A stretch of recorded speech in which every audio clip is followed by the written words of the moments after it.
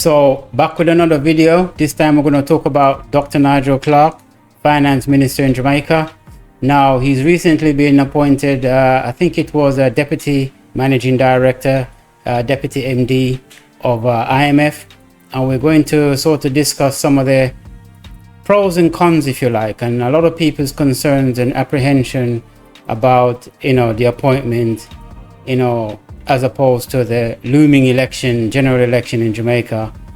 And also we're going to go into the situation of SSL, with all that fraud that went on. We've seen reports of up to 3 billion Jamaican dollars in fraud, and that is still unresolved. So we're going to jump into all of that. So just hold tight. Go get your coffee, your tea, your crackers, your biscuit, and we're going to jump into this. Okay? So let's jump into this by first talking about the report in the Jamaican Gleaner, which basically, covered the story. This story was published on Monday, August 26, 2024, which is some 2.5 weeks ago. Basically, Nigel Clarke proposed as IMF's next Deputy Managing Director. So he's going to be the new Managing MD of the IMF. Managing Director of the International Monetary Fund, IMF, Kristalina Georgieva has proposed, I hope I pronounced her name correctly, has proposed the appointment of Jamaica's Finance Minister, Dr. Nigel Clarke, as Deputy Managing Director of the fund. She announced the proposal to the Executive Board of the IMF today. The appointment would take effect on October 31st, 2024, which is some 2.5 weeks ago. This was, this was published. If you look at the date that was shown up here, some 2.5 weeks ago, this article or report was published. Now, a lot of people are saying, what does this mean for Jamaica? What does this mean for him going forward? And as I say, a lot of people are apprehensive. There's lots of stories, I must admit. I'm not going to read the entire article, but there's lots of stories that's been banding about, if you like, about, whether it was a good thing for him to do, and etc., etc.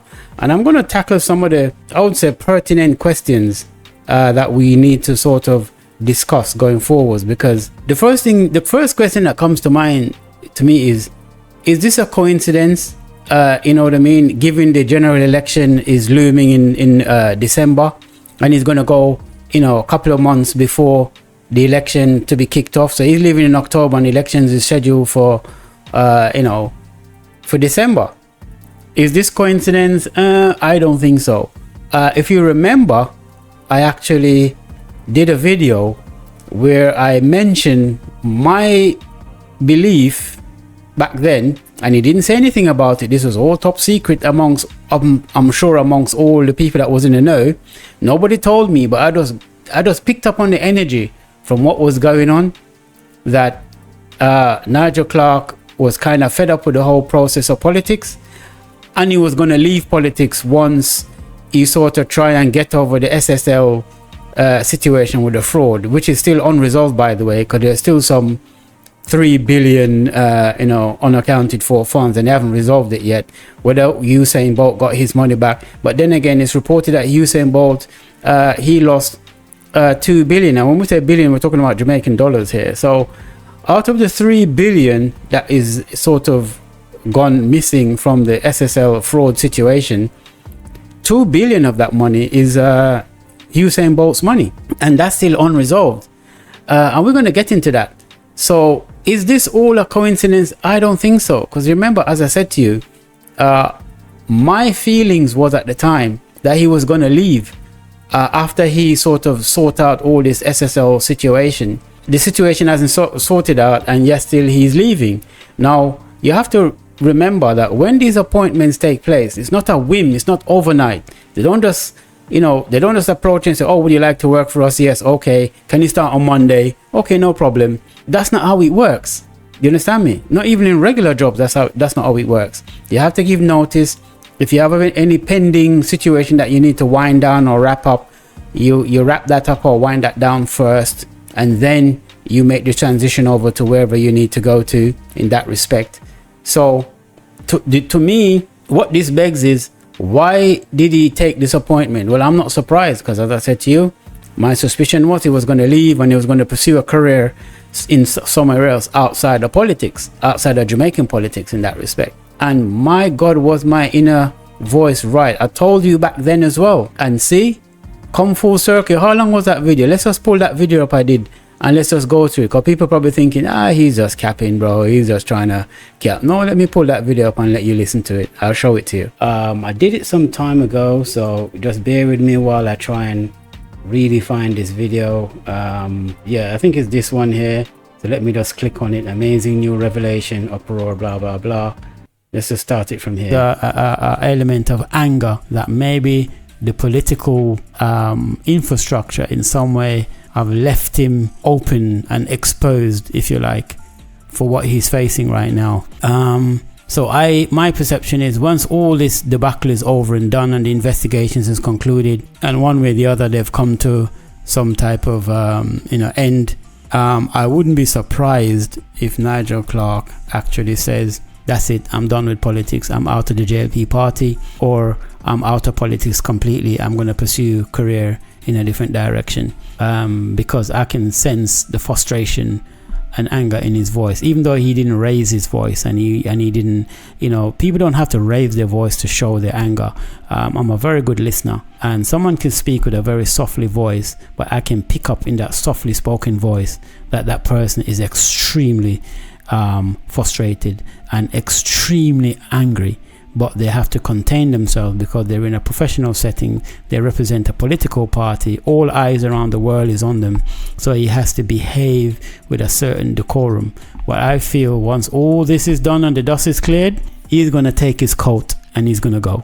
That's my opinion, but I could be wrong, and that's the next thing I wanted to quickly add to this whole thing. So time will tell whether I'm right or wrong. So that's it. So there you have it. I've paused the video there. Now if I go back just to confirm, this video was posted 11 months ago.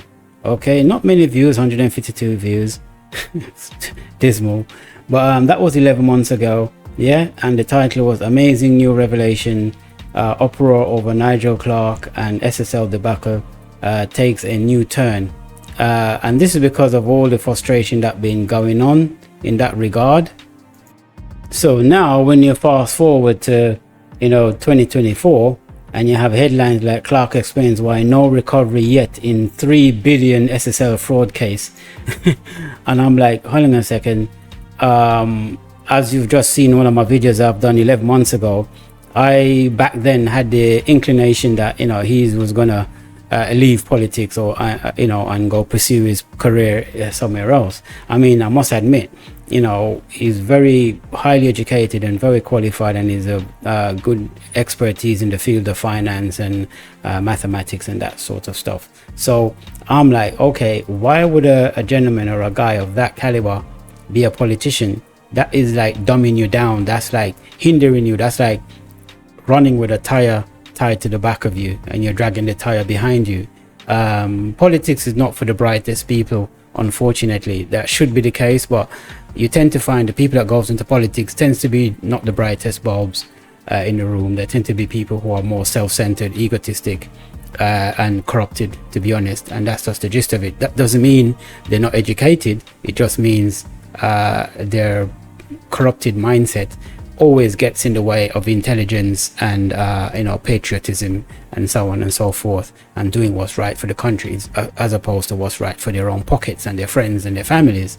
And that's politics in a nutshell as far as I'm concerned. But enough of that. As you can see from this article, Finance Minister Dr. Nigel Clarke is reporting that recovery of the more than 3 billion lost from 200 accounts in the alleged fraud at Stocks and Securities Limited SSL cannot start until after a criminal conviction. So cannot start until after a criminal conviction. When I read this, I'm like, this just sounds like more delaying tactics. And that's when I thought to myself, you know what, I can see now why he's going. Oh, this makes more questions come to the fore, and I'll explain why. In my opinion, Nigel Clarke should not have accepted the appointment or even apply for the position, because we don't know whether he was offered the position or he applied for it. In my opinion, that shouldn't have gone ahead. He's got a looming situation here in terms of this situation with SSL with 3 billion still unresolved with over 200 accounts.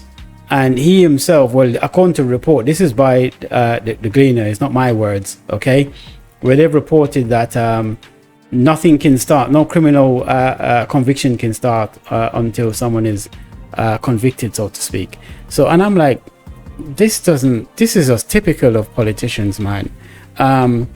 You know, if you have clear people that are guilty and people who are clearly admitting, and written statements, we've seen the written statements, I've done video on that as well, I've published the written confession of Jinan Panton, signed by her. I've redacted out the names of all the different people who had accounts. I've redacted out the amount of money they've invested or lost, because I just think that, you know, whilst you can publish the names, you should keep that information, private in that respect, even though I personally know from what I've seen, but I decided not to put that out in public. I've seen other people do it because they're irresponsible. Anything for the clicks and views. Anyway, I feel that Nigel Clarke should not take up this position at the IMF until he concludes his business with the SSL fraud before you go in. I remember I mentioned to you earlier that when you apply for a job or you've been offered a job, it's not on the whim. You can't just jump and hopscotch and go over there. You have to conclude and complete and wrap up and wind down whatever else you have going on first before you can make that transition. And here you have Nigel Clarke, finance minister, who was the head of a major, one of the largest fraud investigations in Jamaica's history, and he's going to jump ship now and go over to the IMF as MD. I find that grossly irresponsible, in my opinion, and I find it selfish as well. I also find it unpatriotic.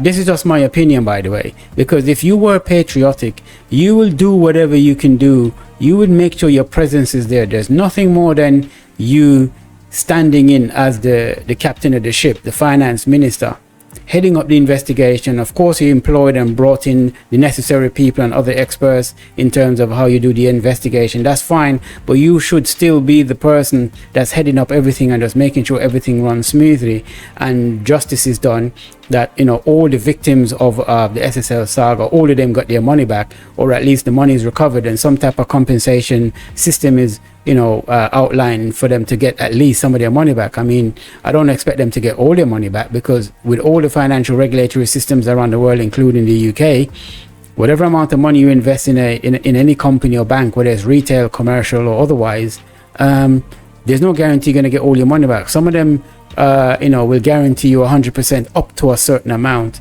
and then maybe 80% of whatever is remaining after. So in other words, if you say you invest, I don't know, £100,000 into a bank or a company or whatever, under the financial regulatory scheme, compensation scheme, you will only get, say, I don't know, 100% of the first 80,000 or something to that effect. Don't quote me on it, but something to that effect.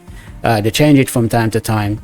So, you know, that will be the situation. And then anything after that, you don't get the full amount. So in other words, you will never ever get all your money back. So what that tells you is, don't put all your eggs in one basket. Basically, the financial institution or the securities company, in this case SSL, has decided to go ahead and commit fraud, massive fraud. And I already said the fraud could not be committed by Jinan Panton alone. She was a junior member. Junior members, I've worked in the financial industry, junior members don't have access to the computer system that can pull off what she's pulled off. Someone above her would have to be in on it. You understand me? And I would dare say there's probably 3 levels of bosses above her that probably would be in on it. It's that simple. Anyway, I think it's unpatriotic of Nigel Clarke to jump ship right now, because you got this biggest fraud situation in modern history in Jamaica taking place, and you're going to leave in October. Not only that, it's highly suspicious that you're doing so in the, on the heels of an election, general election in, in December. So you're leaving 2 months before the election, which tells me that the polls are in, and it's very likely that the JLP party is going to lose the next election, and everybody is frantically running and securing their positions in other places. In other words, they don't want to stay when things are on the down. They only want to stay when things are on the up. So we hear this term bandied about parachuting when it came to Mark Golding, and the fact that he had dual citizenship, and he's using it like a parachuting effect, only to realize that many politicians on both sides of the aisle, both PNP and JLP, both have dual citizenship with other countries, namely countries that's within the Commonwealth. And it's crazy. Even Vaz himself had to renounce his American citizenship. So it just, to me, it just speaks of another parachuting effect, where you're saying other people are using the dual citizenship as a parachuting mechanism, but at the same time, here you are parachuting yourself away from a looming election, which likely you're going to lose. There's no guarantee that the JLP is going to lose the election. Let me get that clear. It's just all the polls and all the suggestions and everything that I've been observing says the JLP, the chances of them winning is slim to none. That's what I'm saying. But at the same time, there's no guarantee that they're going to lose. Now, having said all of that, let me just lower my mic back down. Yeah, that's fine. Having said all of that, I just think it's unpatriotic of Nigel Clarke to, at this point in time, decide that he's going to jump ship, whether he's been offered or not. But as I said to you before, and I played the video, I had the inkling that he was going to leave. Once the SSL situation was wrapped up and concluded, he was going to leave. And hold and behold, it's not even concluded and he's already leaving. Well, he's already secured the position. So I guess my intuition in that respect wasn't wrong after all. That's that situation. Now, you could argue whether it's for the reasons I said or it's completely different reasons. It doesn't really matter at this point. I did get the sort of vibe. I did pick up on the energy from what, if you watch the whole video, I did pick up on the energy that he was frustrated and he was fed up and he just basically wanted to leave. But people like Nigel Clarke, you have to understand at that level, they're not going to be animated in their response. They're not going to be emotional in their response. They're very calculated, very cold and like steel type of attitude. When you deal with people like this, which I've done many times, you understand and you can read between the lines. So I knew this was coming sooner or later. And as you can see, it happened sooner rather than later because the SSL situation is still going on. The people still haven't, the whole of that situation hasn't concluded. And to me, as long as you have certain, that's at the very top, they haven't even faced a deposition. I mean, look what happens when Mark Zuckerberg was questioned. He didn't do fraud. Mark Zuckerberg has not been accused of any type of fraud whatsoever. But there's been perceptions and allegations of mismanagement of data and Data Protection Act and so on and so forth. And in that respect, the scandal from that, he was dragged in front of a deposition for it. The TikTok CEO was also dragged in front of a deposition because of similar situation of breaches and whatever and security concerns to do with security basically, even though there was no concrete evidence to prove it. But we understand the politics between China and America, and of course legitimately they have concerns, and they dragged the TikTok CEO in a deposition. Here we have a situation where you have a CEO of a Hugh Croskery of a securities company, and a major fraud in modern history has taken place, and this man has not been brought before a deposition at all. Do you understand me? That should have been a public deposition, just like, and these people that I've mentioned, like Zuckerberg, and I forgot the name of the other CEO. These people have more money, I would assume. Well, at least Zuckerberg anyway would have more money than Hugh Croskery. So what pull and connection does Hugh Croskery have that Zuckerberg never have? Yes, still, and that's a failure of the system. That's a failure of the legal, once again, a failure of the legal system in, to be seen, the optics is wrong. To be seen to not even drag. You look for the most junior person involved in the fraud, that person quick and fast, you drag them out and arrest them. Fine. But that's just the minion. That's the loaf, that's the small fish. That's the low hanging fruit. And in everything, Jamaica has always done the same thing in law. They never can catch the big fish. They never can catch the big dons. They never can catch the corrupt politicians and the paymasters and the people that's the funders and the organizers and the people that heads up the networks and, you know, this type of stuff. You never can, you know, grab those people and punish them so the public can see that the system works and the law works, because chances are a lot of these people probably have secrets on these same politicians, and because of that, you know, you see the nepotism and the corruption shining through, unfortunately. And that's how the optics look. That's what I'm saying. So in that respect, I don't know, it's you know, I think the appointment for Nigel Clarke, Dr. Nigel Clarke, is, I'm not going to say congratulations, it's not hate, because you haven't finished something, you're passing it on to somebody else. From what I understand, there's someone else that's going to now take his position, and I'm just looking over here on my other screen to see who that person is. Dwayne Smith to replace Clarke in St. Andrew Northwest. Okay, so that's the news in that regard, and that's also in the Gleaner. So I'm like, wow, yeah, the whole of this thing just doesn't sit well with me. I think Nigel Clarke should have concluded his business with SSL first. I think this is just another excuse, another delay, because when this Dwayne Smith comes in, was he prepped and was he also on the team and actively involved with the SSL investigation in that respect, so he can smoothly take over, or does he have to be briefed all over again and then he has to go through everything from scratch, and by the time he does that and get up to speed, another year goes by, you know what I mean? And the whole thing just seems like one big nonsense. And then if we're going to put into the mix the fact that if we were to look at all the polls, JLP is going to, you know, possibly there's a high possibility that they'll lose the next election. If that happens, then what happens then? A new finance minister comes in. Now he has to get all the notes. Chances are, if there's any connection between the JLP politicians and the SSL fraud, then they're going to start covering their tracks. Papers are going to start getting shredded. Papers are going to turn up missing. Files are going to turn up missing. Stuff are being burnt. All of a sudden, building burned down. This office burned down. You know what I mean? And now it's a situation where the culprits just escape. I can already see this. I can already foresee this, but it's okay. Don't worry, don't fret. This video ain't gonna get much views, but that's fine. For me, it's just a chronological thing that I like to put out there. That I can say, see, I told you so. Just like I said about Nigel Clarke, see, the situation is coming to roost now.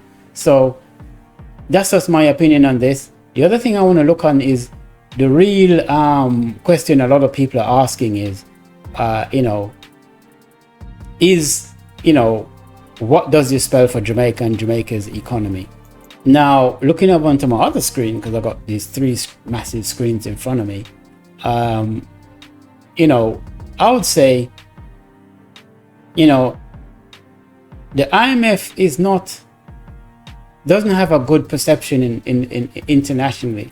I mean, as a monetary finance institution, yes, it's got a reputation, but among so-called third world countries or developing countries, and I hate to use the term third world country or developing country, because at the end of the day, every country around the world is developing still, whether it's United States, Europe, the West, so-called, or so-called third world countries or whatever. Every country is still developing. No country is developed. No country on this planet is fully developed. Dubai is still developing. You understand me? So this developing country phrase, a label that they like to put on countries, is just a polite way of saying your country is underdeveloped, basically, and is rubbish. Third world is equally a demeaning way to describe a country, in my opinion. So we have a situation where the IMF doesn't have a good reputation among so-called third world countries or developing countries, because there's this big rumor going around that the IMF has draconian interest rates or conditions of subjugation where assets are taken over if loan is not repaid or repaid on time, leaving the debtors, meaning those countries in particular, in a subordinate position. And we've heard a lot of sort of rumors and perceptions and optics around that. Whether that's true or not, that's something that, you know, other people has to sort of take on board. I'm just trying to bring this mic closer to my face or to my mouth, but if I bring it up too much, then it's going to cover my face, which is not good. Yeah, so that's that situation in that respect. So, you know, it's just one of those things where I'm sitting here, I'm thinking, you're going over to work for the IMF, which doesn't have a good standing in terms of how third world countries and developing countries view the IMF, because, you know, the interest rate and the conditions in which those loans are being awarded, you know, in that respect. Now, will Nigel Clarke's position at the IMF hurt or benefit Jamaica?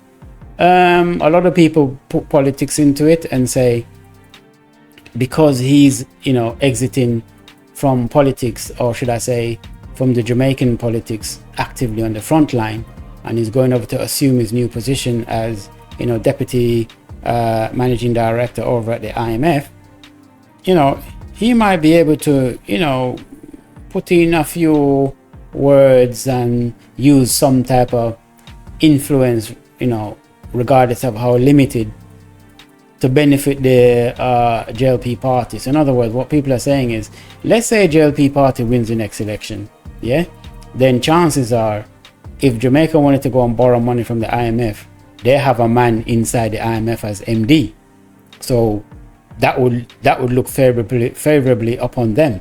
Now, if the PNP gets into power and then they go approach the IMF and they want a loan to help to develop the economy or whatever they want to do, even though personally I don't think Jamaica should borrow a penny, a cent from the IMF, given the track record of how a lot of developing and third world countries perceive the IMF. I think countries like Jamaica should stay clear of the IMF, to be honest, and seek other ways of raising funds. So that's that situation. Yeah. So as I was saying, you know, if it's a situation where the JLP is now in power and they now go to the IMF to get a loan for whatever reason, they might have to jump to a lot more hoops, because politics could, I'm not saying it's going to be the case, but it could play a role. After all, you know, the former you know, finance minister at that point, which would be Dr. Nigel Clarke, will be looking over it and say, well, you know, if we award this money and they use this money to, you know, improve the economy, and the people can see the big improvements and what's going on, then the chances of the JLP getting back into power the next election after this December 2024 election, 4 years from that, the next election in 2028, 2029, thereabouts, the chances of JLP winning that one as well is slim, because now you've loaned them the money, you've okay and green light the money for them to develop the economy. The people can see that. Why would they want to vote the JLP back in? But on the other hand, if you can use your influence at the IMF, I'm not saying you're going to do this, I'm just sort of thinking of it from a possibility standpoint, that if, you know, it's like you play out different scenarios to see the possibility of it. So that's what I'm doing. I'm playing out a scenario in my mind and exploring the possibilities, given where politics will play a part. So here we have a situation where I'm playing it out in my mind and I'm thinking out loud to you guys, and I'm saying, if Nigel Clarke, you know, is in deputy MD at the IMF, PNP party come now to borrow some money from the IMF, you could argue that, you know, it would serve the JLP party, which at that point would be the opposition. It would serve them if they could, I wouldn't say sabotage, I wouldn't use that word, but it would serve them to not sort of greenlight that loan, or to make the process of greenlight the loan with them jumping to a lot more hoops than they normally would have jumped to, simply because they don't want the PNP to get the credit for any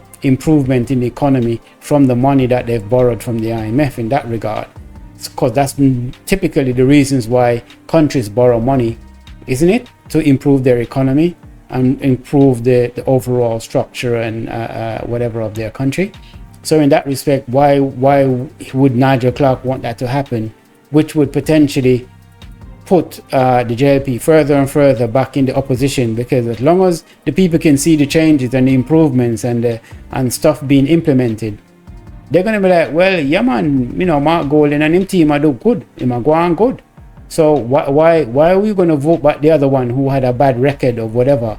So if you instead make it very difficult or impossible for them to sort of land this loan, then it means the PNP party, which would be the ruling administration, would now struggle to deliver the promises that they promised the people. And the people now will say, yes, just like all politicians, will you promise, and then when time comes for you deliver, you now deliver simply because there's no funds to deliver the things you want to deliver.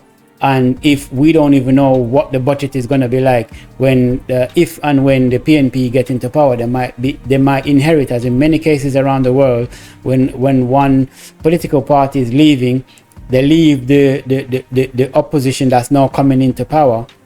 Them leave them with a whole heap of debt and a whole heap of problems to sort out. And by the time them sort out all of them problems, the next election due, and they can turn around and say, see, you guys vote them in, they did what they did and they failed. So you should not have voted us out in the first place, so you should vote us back in. So that little type of, I don't want to use the word sabotage, but these are political games that's being played. So we don't know what, if any, the PNP party may inherit if they get into power and win the next election. And we don't know if Nigel Clarke would secretly use his position and his political connections to the JLP to make it a bit more challenging and a bit more difficult for the PNP, if they get into power, to secure any loans which will help to, you know, alleviate the economy and do the much needed development that the country of Jamaica needs. We don't know that, but that possibility exists. You have to think it through and strategize it and say, that's a possibility. Now, would Nigel Clarke particularly do that? I don't know. I don't know the man. All I know is there's a possibility. Just like how there's a possibility that if you leave money lying around and there's lots of people in the room, yeah, some you know, some you don't know, is there a likely chance that they might steal the money? Yes. Is there a guarantee that they'll steal the money? No. All of them might come, even strangers, see the money and leave it and don't touch it.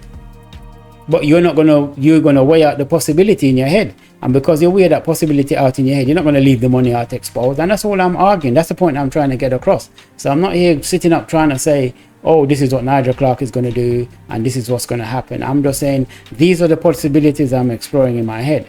So that's that situation. So, you know, it's just one of those things. So for those reasons, I'm not one of the persons saying congratulations for his new position, simply because on the one hand, he's leaving the SSL fraud situation that he's supposed to fight and conclude. He's leaving it and it's unresolved, and someone else is coming in. Dwayne Smith is coming in, and I'm not sure how briefed he is and how much active he was in the existing case and how much he does know already, so that when he takes it over, he can take over and with hitting the ground running.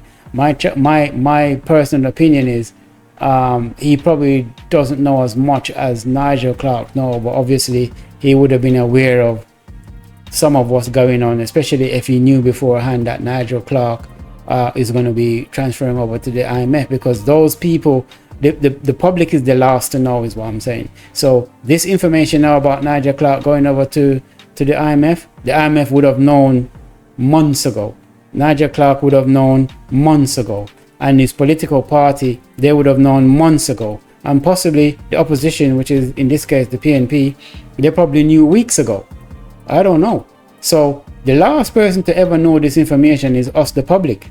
We're the last to find out. So we're finding out now, and it seems like, oh, this is a new thing. No, this is something that was planned and strategized and, you know, was going through the process. Because there's a process you have to go through when you're moving over from one company to another, from one corporate institution or whatever to another. So, you know, there is a process. So all the people that's in the know would have known this months beforehand. We're the last to know.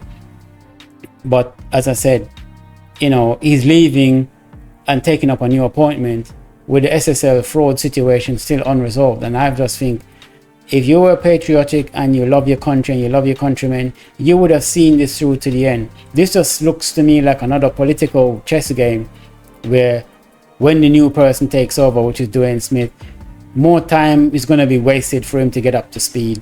and then by the time he gets up to speed, and God knows how fast or how much he's going to expedite the situation, which I very much doubt.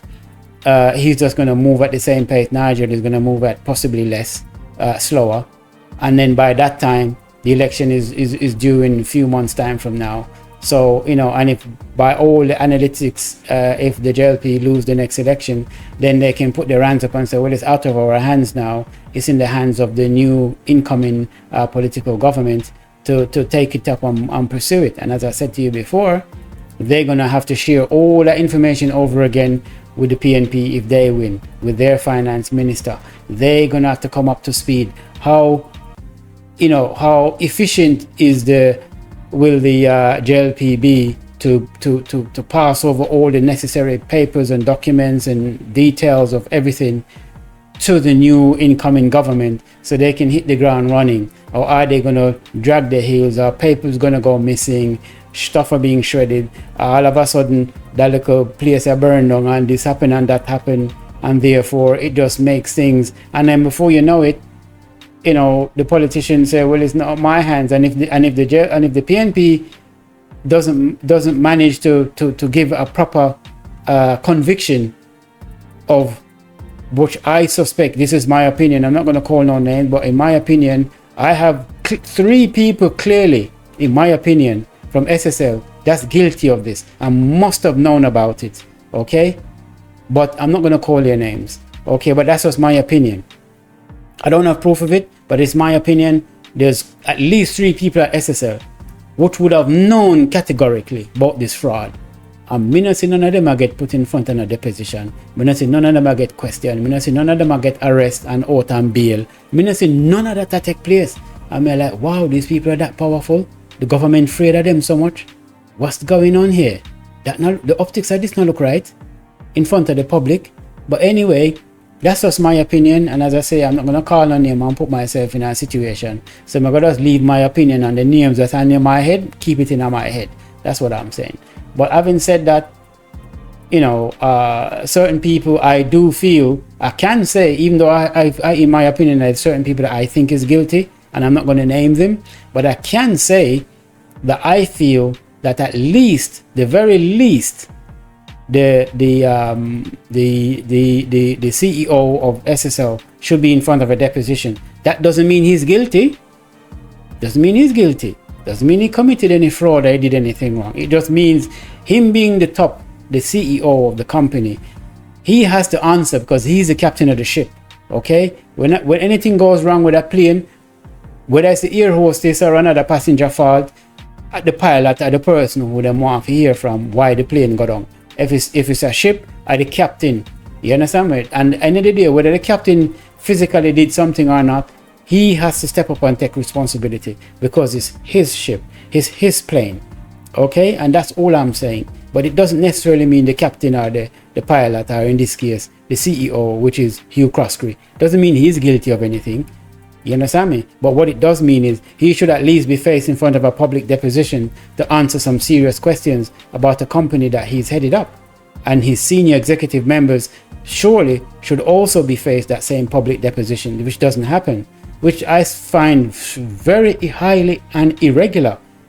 But having said that, do I feel that there are certain people who me feel clearly guilty and mixed up in a fraud? Yes.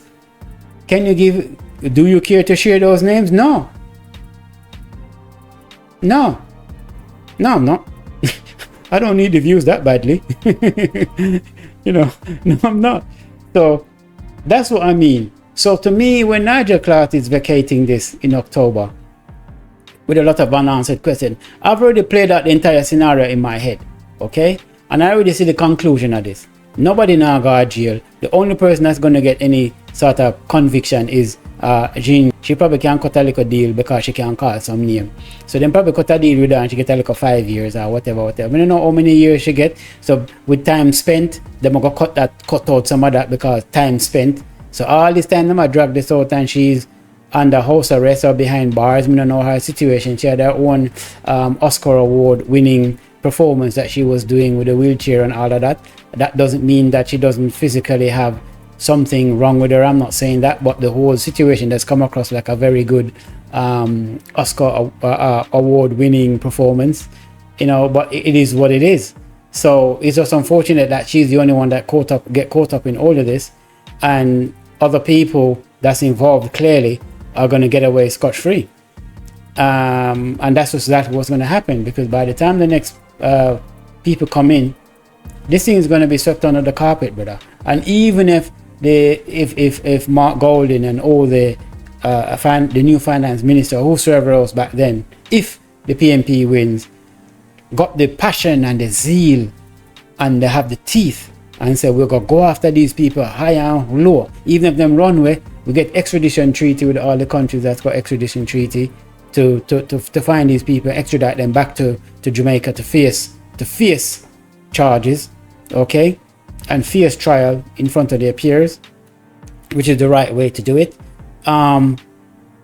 Even if that was the case, I just feel like there's not going to be much cooperation between the JLP and the PNP in that respect, for, in my opinion, suspicious reasons. Because a lot of people are saying maybe there's some type of connection between SSL and some of the politicians over at the JLP party. Who those connections are and who those people are within SSL, I don't know. And who those people and connections are on the government, the JLP side, I don't know. I can't name any names. And even if I have my own opinion of who they are, I'm not going to be irresponsible and name those names. No, it's me and my virgin and my whole look at all our meds, and we attack. We say who me feel guilty and who me feel, come do the research too, you know. Nothing say because I do this investigation, I have privy to. We can jump on the computer and we can do a research. We can make phone call. We can send email. We can do all kind of thing too, and find out what go on. So that's all I have to say.